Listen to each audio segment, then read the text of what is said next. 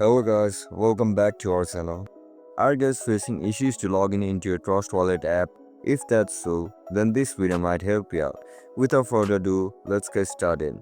First of all, open Trust Wallet app on your mobile device.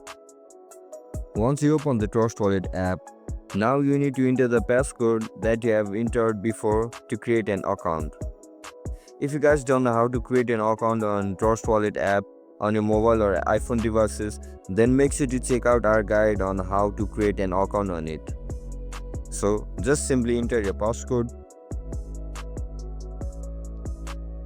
Once you enter the passcode, you'll be logged in into your main wallet. And that's it guys. That's how we're gonna log in into your Trust Wallet app. If you guys found this video helpful, don't forget to like, share and subscribe to our channel. See you in the next one. Bye bye.